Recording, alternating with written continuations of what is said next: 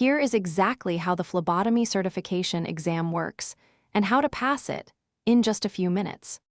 The most common credential is the Certified Phlebotomy Technician, the CPT, from the National Association.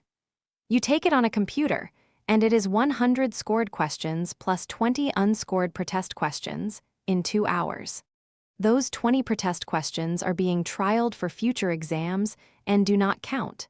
You cannot tell which ones they are, so answer every question as if it counts.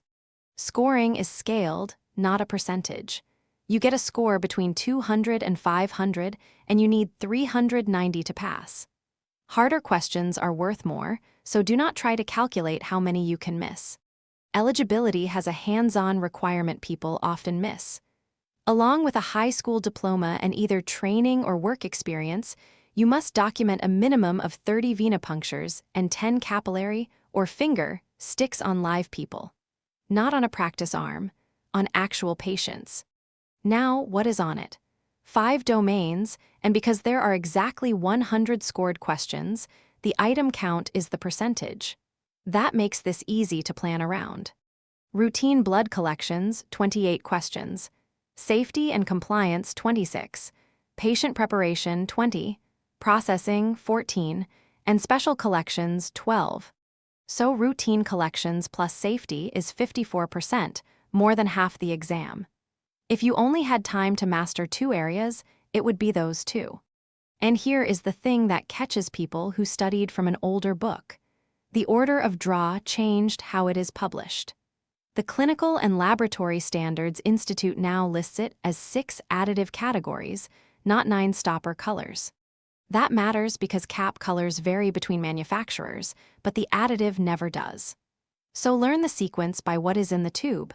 Blood cultures first, then citrate, then serum tubes, then heparin, then EDTA, then fluoride and oxalate.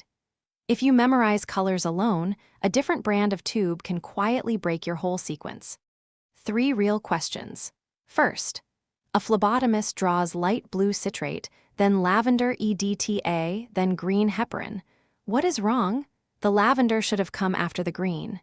EDTA carries potassium, and carrying it backward into a heparin tube throws off results. Second, in the 6 category order of draw, which category is step 4? Heparin, whether it is dark green, light green, or speckled green. Again, notice the answer is the additive, not the color. Third, where is your facility's written plan for minimizing employee exposure to blood? The Exposure Control Plan, required by the Federal Pathogen Standard, 29 CFR 1910.1030. Knowing that regulation by name is squarely in the safety domain. So how do you prepare? 4 habits. First, learn the order of draw cold by additive category. It shows up throughout the exam, not just in one section, and it is the single most testable procedure in the whole job. Second, give safety and compliance real study time.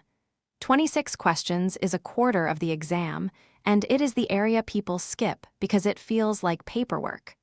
Learn the exposure plan, the Sharps rules, and what you do the moment you get a. Third, drill the complications because that is where patient preparation and routine collections overlap.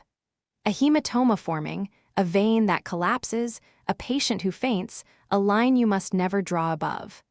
Know the response, not just the name.